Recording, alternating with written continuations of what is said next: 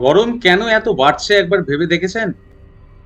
একটা সহজ উদাহরণ যদি দিই তাহলে এসি মেশিনের মাধ্যমে রুমগুলোর ভেতরের তাপ এই যে পরিবেশে ছেড়ে দেওয়া হচ্ছে, যা থেকে পরিবেশে একটা এক্সেসিভ অ্যামাউন্ট অফ গরম বাতাস মিশে যাচ্ছে প্রতিনিয়ত। এটা কি ভেবে দেখেছেন? বাঁচতে হলে সূর্যের সাথে ওঠা আর সূর্যের সাথে ঘুমোতে যাওয়ার সেই পুরনো অভ্যাসটার কথা মনে আছে? সেটাকে কিন্তু ফিরিয়ে আনতে হবে। ব্যাপারটা এরকম নয় যে আমি দরজা বন্ধ করে এসি চালিয়ে বাইরে গরম হাওয়া মিশিয়ে আমি নিজেও বাঁচবো না এবং অন্যদেরও বাঁচতে দেব। হওয়া উচিত নিজে বাঁচো আর অন্যদেরও বাঁচো। নিজে বাঁচো এবং অন্যদেরও বাঁচাও। না হলে এই পরিবেশে আপনি আপনার বা আমার যারা উত্তরসূরি তাদের বেঁচে থাকার অধিকার থেকে আমরা তাদেরকে ডিপ্রাইভ করছি। মানে তাদের বেঁচে থাকার মতো পরিবেশ আমরা তাদের দিচ্ছি না। কারণ কি? আমরা শুধু আমাদের দিকটা ভাবছি, কিন্তু তাদের দিক কিন্তু আমরা একটুও ভাবছি না। সেকেন্ড ফ্যাক্টর যেটা হলো সেটা হচ্ছে আজ কিন্তু পুকুর বোঝানোর জন্য এবং পুকুর বুঝিয়ে ওই সেই পার্ক, অ্যাপার্টমেন্ট একটা সময় খুব চলেছিল না?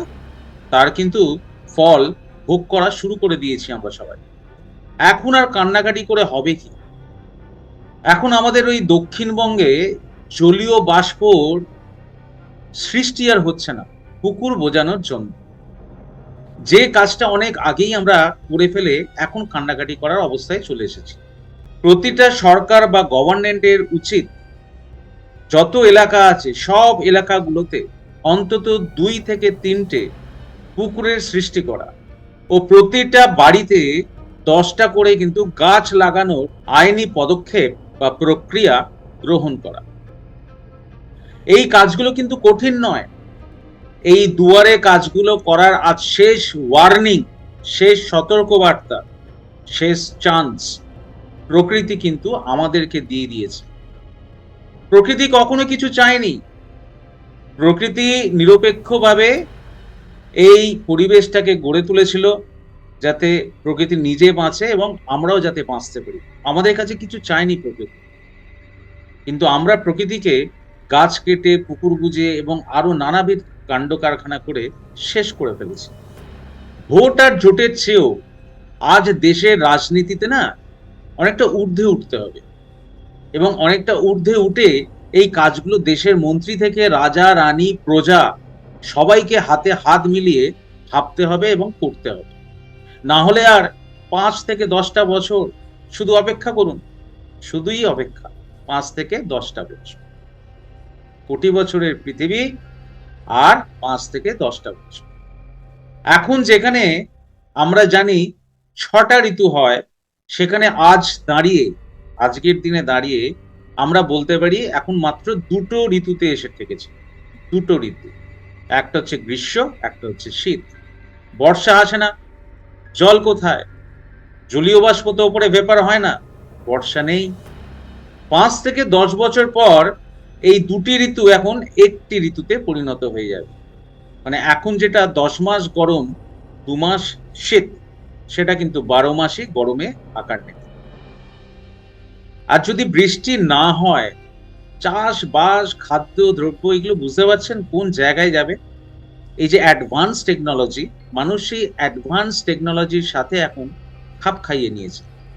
আগের মতো সূর্যের সাথে ওঠা বা বসা নেই বা ঘুমোতে যাওয়া পসিবলও নয়। কিন্তু পুকুর আর গাছ লাগানোটা যদি মানুষের এডুকেশনের মোস্ট রিলেভেন্ট একটা চিন্তা ভাবনার মধ্যে না নিয়ে আসা যায়, তাহলে মৃত্যুর ঘন্টার জন্য আর কিছুদিনের অপেক্ষা। এই কথাগুলো শোনার পর যদি আপনাদের মনে হয় যে এই মেসেজগুলো ঊর্ধ্বতন কর্তৃপক্ষের কাছে পৌঁছে দেওয়া উচিত, তাহলে শেয়ার করুন ভিডিওটা অ্যাজ মেনি অ্যাজ পসিবল আর কমেন্ট করুন ইচ অ্যান্ড এভরিওয়ান যারা আজকে দেখছেন, যাতে আপনাদের গুরুত্বপূর্ণ মতামতগুলো দেখে কর্তৃপক্ষের টনক নড়ে, এই গভর্নেন্সের টনক নড়ে। দেখুন, এডুকেশন কিন্তু প্রতিটা মানুষের খুব জরুরি। একটা এডুকেশন না থাকলে সরকার চলতে পারে না, আর একটা এডুকেশন না থাকলে সরকারের আন্ডারে যারা আমরা আছি, যারা প্রজা, যারা আমরা আছি দেশবাসী, তারাও কিন্তু ভবিষ্যৎকে এগিয়ে নিয়ে যেতে পারবো না। তাই এডুকেশনটা কিন্তু মাস্ট। আমার তো মনে হয় না যে সেইভাবে আমরা এগিয়েছি। আর ভোট নিয়ে নির্বাচিত করার আগে একবার জেনে নিন যে যাদের আপনারা আনবেন না তারা এই গুরুদায়িত্বটা পালন করতে ঐচ্ছুক কিনা, কিংবা তারা সক্ষম কিনা।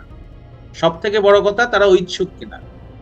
খালি ভোটের রাজনীতি যদি আমরা করে যাই তাদের মতো, তাহলে আমাদের মতো বোকা কিন্তু আজ আর কেউ নেই, এবং সেই সুযোগগুলোই কিন্তু রাজারা প্রজাদের কাছ থেকে নেয়।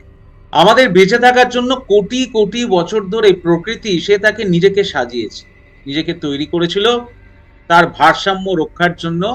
এই গাছপালা, নদী নালা, পুকুর, খাল বিল তিলে তিলে গড়ে একটা গ্রিন ওয়াল তৈরি করে।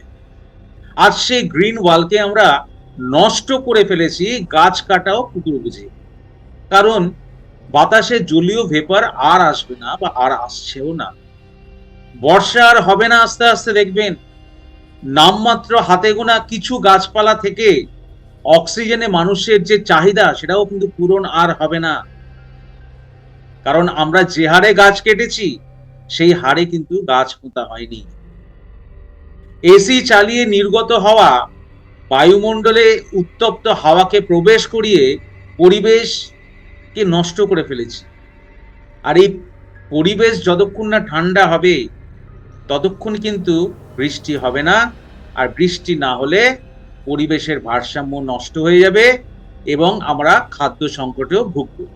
সুতরাং আপনারা আমরা সবাই প্রস্তুত থাকি নিজেদের হাতে নিজেদের মানে পরিবেশকে মৃত্যুর পথ দেখিয়ে এগিয়ে দিয়ে নিজেদের অস্তিত্বকে সংকটে ফেলে হাত গুটিয়ে বসে থাকি, নাম্বার 1।